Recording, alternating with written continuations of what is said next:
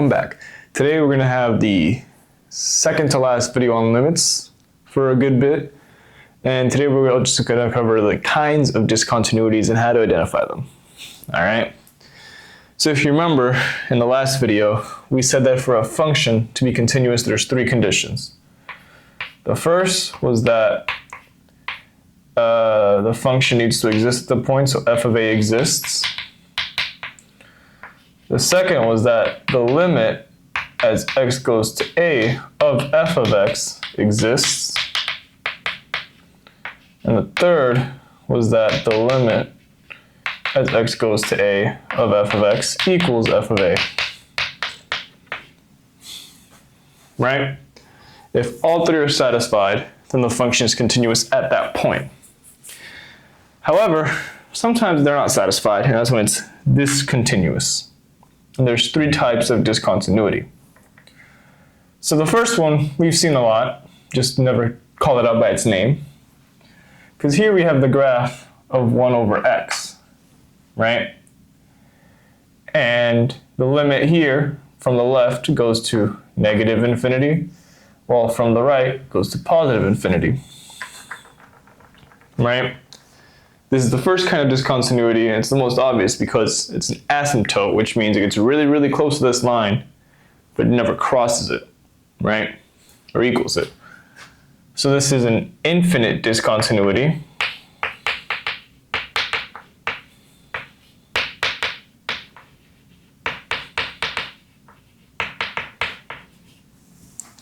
Some people might refer to this as an asymptotic discontinuity, but it's the same thing. I think infinite makes more sense as you go to infinity. But yeah, then the second one here is a removable discontinuity because we have our function except that one point doesn't exist and the point is actually some other value.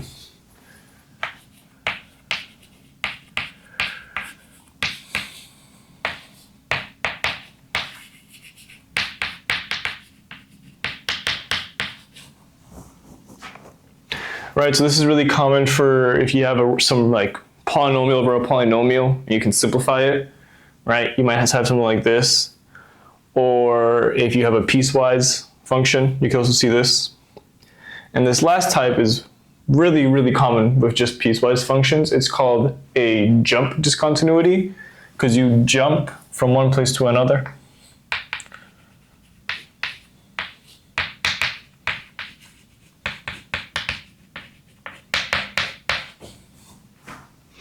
So these are the three different kinds of discontinuity, and if you're looking at them visually, it's fairly easy to tell which one's which.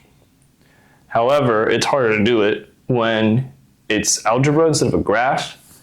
And if we're being honest, you're not going to graph the algebra 99% of the time. So yeah, let's look at some examples of this algebraically where we're going to classify the discontinuity and show that it's that kind of discontinuity, okay? Now, we're given the limit as x goes to 3 of 1 over x minus 3. This has a discontinuity, we just have to figure out which, right? So, let's see, if we plug in, and we're just trying to find the point, right? See if they even exist. We get 1 over 3 minus 3, so we get 1 over 0, so f of 3 does not exist. Okay, well what about the limit? Right? Limit x goes to 3, we get the same thing, does not exist. Okay, well let's break it down. Because if the limit doesn't exist, we know the limit from the right and the limit from the left aren't the same. Right? 3 from the right, 3 from the left. Well, if we have something a little bit greater than 3, and we plug it in here, we're going to get 1 over some really small number. 1 over some really small number just means it's going to blow up to a big number, so it's going to be infinity, right? If we have some number slightly less than 3, we're going to have that number minus 3, so it's going to be just a little negative itty bitty number, and that's going to be our divisor for 1. So we're going to have 1 over a negative really, really, really small number. That's going to give us negative infinity. Okay, So we know the limit and the point don't exist, and both one set of limits go to different infinities. Okay, so this is a fairly easy function to graph. It should look something like that with x equals 3. Right, so we can tell from a graph it'll go through an infinite discontinuity. But if we use the one-sided limits, we can also determine that. So this is in red here, infinite discontinuity at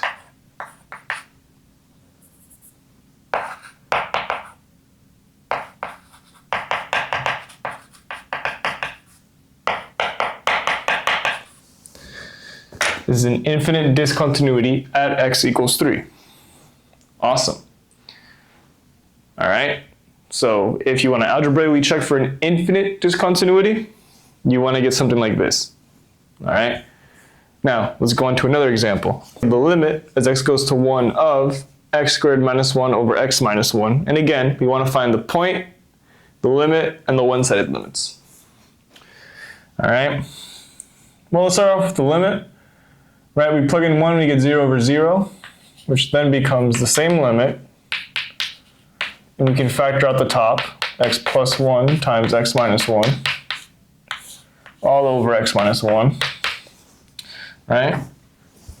These then cancel out, and we get the limit x goes to 1 of x plus 1, and this is going to equal 2. So the limit equals 2. Right? The point, as we said, because if we plug in 1 to here, we get 0 over 0, so it does not exist. Right? Okay. Well, we know if the two-sided limit exists, then the one-sided limits equal each other, and they equal the two-sided limit, so it's not infinite. Okay. The point doesn't exist, but the limit does. Huh. Well, let's look at this simplified version, right? If we graph it, we get something like this, right? Except at x equals 1, it does not exist, right? So the limit is there, but the point is not. So it looks like we have a removable discontinuity at x equals 1.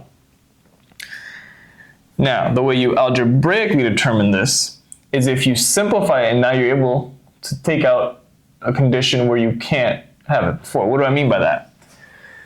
With this unsimplified form, we cannot divide by 0, so we can't have x equaling 1. However, in the simplified form, we can't have anything at all, right? So we can have x equals 1 and get some value for the limit.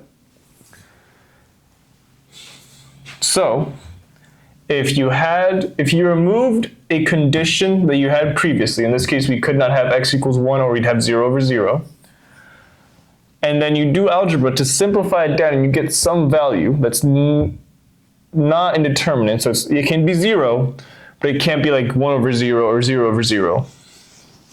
Then you have a removable discontinuity because you removed that condition. In this problem, we're told that f of x is this piecewise function. All right? And by process of elimination, this is going to be a jump discontinuity. But what we're going to do is force it to be continuous. Right? So f of x equals this for everywhere but x equals 2 and equals the constant k at x equals 2. So what is f of 2? It's k, because that's what it equals there, right? Okay, and we want this to be continuous, right? So that means we want the limit as x goes to 2 to equal k. Okay, well, this is at 2, so we can't take the limit of this. But this gets super duper close, or sorry, negative 2. Negative 2. Whoopsies. These are all meant to be negative 2's here. Because if you have 2, this works out just fine. You don't have an issue here. But if you have x goes to negative 2, it does become an issue, like a more fun question. Because if you have x equals negative 2, you get 0 on the bottom. That's why it's important that I caught that. So now that I have fixed that, we have the limit as x goes to negative 2. We want that to equal k. Okay. This gets super close to negative 2, so we can take a limit of this. We can't take a limit of this because this is only at negative 2. Right? So we want the limit as x goes to negative 2 of x squared plus 3x plus 2 over x plus 2 to equal k. Well, like I've been saying, if we plug in negative 2, we get 0 on the bottom. So we're not even going to worry about that. We're going to try something else. So the polynomial x squared plus 3x plus 2. Well, we want to factor out an x plus 2, and that should be possible. So what times x plus 2 equals this? Well, it's going to be x because we want x squared. We want a 2 at the end, so plus 1. Right? And then x plus 2 on the bottom, x plus 2 on the top. They're going to cancel out. We get the limit x goes to negative 2 of x plus 1 equals k. All right, we plug in negative 2, we get negative 1 equals k. What does this all mean? That if, and only if, k equals negative 1, then f of x is continuous and does not have a jump discontinuity. All right, I've done an example of each. They're fairly straightforward, right? This is not too difficult of a concept or subject, so I'm aware that it will be a short video. However, I'm going to put up 3 different examples. We're going to be free to solve. You can do it. Some of them are just, what kind of discontinuity is it? Some of them are, tell me what kind it is, but then fix it. There they are. You got this. As always, thank you for watching. If that was helpful, leave a like. If I wasn't, let me know how I can improve with a comment. If that was really helpful, subscribe as it's going to show up somewhere around me. And have a good day.